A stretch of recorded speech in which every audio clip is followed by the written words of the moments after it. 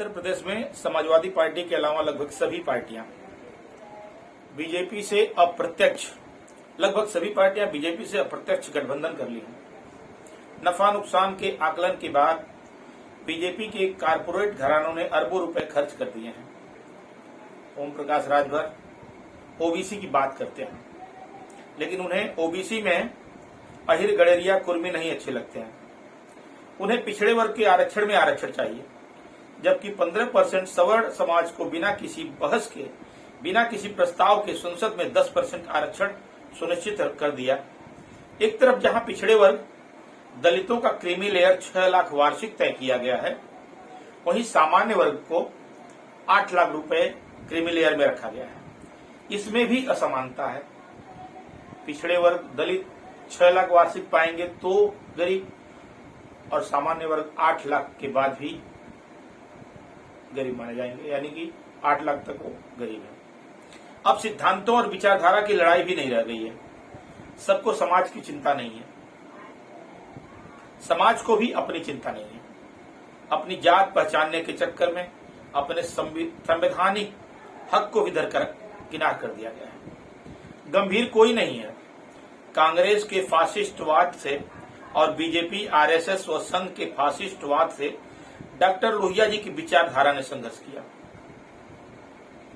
आजादी के बाद भी लोहिया, जयप्रकाश नारायण, चंद्रशेखर, रामधन, लालू प्रसाद यादव, कर्पूरी ठाकुर, मुलायम सिंह यादव, आजम खान, जनेश्वर मिश्र, मोहन सिंह, राजनारायण, मधुकर दिघे, मधुकर दंडवते, मधुलिमय, अनेकों नाम है जो वर्णन नहीं किया जा सका है।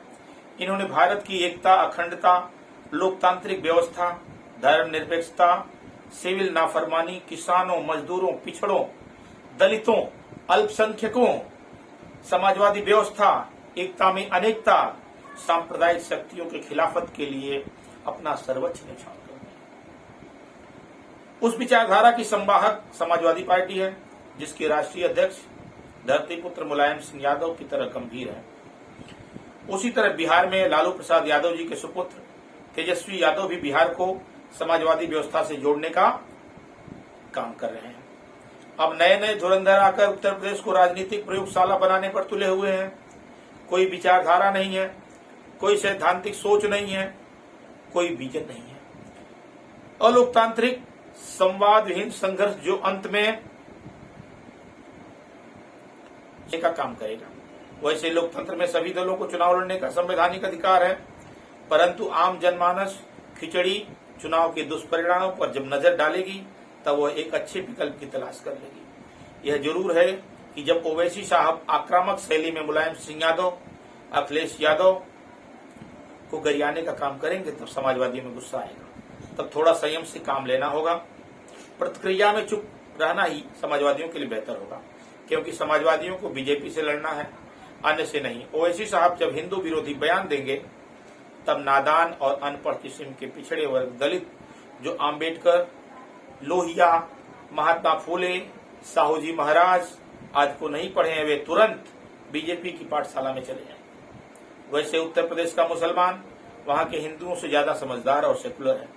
चंद बहके हुए जज्बाती नौजवानों के अलावा वहां कुछ नहीं होगा, क्योंकि ओवैसी जी हृदय को छीलते हुए शब्दों का प्रयोग करेंगे और फिर ओम प्रकाश राजभर सहित सभी भागीदारी मोर्चा के वोटरों का वोट बीजेपी और कुछ समाजवादी पार्टी में परिवर्तित हो। बधाई हो सभी राजनीतिक दुकानदारों को, सबकी बोहनी हो।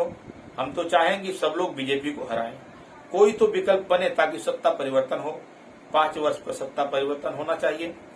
जैसे रोटी पलटी जाती है, आचार बदलता नहीं, अगर सरकार बदल कर क्या होगा। बेसुरी रही झनकार, अगर फिर तार बदल कर क्या होगा। अगर बदली नहीं व्यवस्था तो नेतृत्व बदल कर क्या होगा। देश संवैधानिक संकट से गुजर रहा है। हर तरह से संविधान बदलने के खतरे मंडरा रहे हैं। इसलिए बड़े बूढ़े बुजुर्गों ने, बड़े राजनीतिक लोगों ने यह कहा है कि 5 वर्ष के बाद सत्ता परिवर्तन हो जाना चाहिए, ताकि कोई भी दल बहुमत में होकर के देश के संविधान के साथ कोई खिलवाड़ न करे। इन्हीं बातों के साथ मैं अपनी बात समाप्त करता हूं। जय लोकतंत्र, जय संविधान, जय समाज।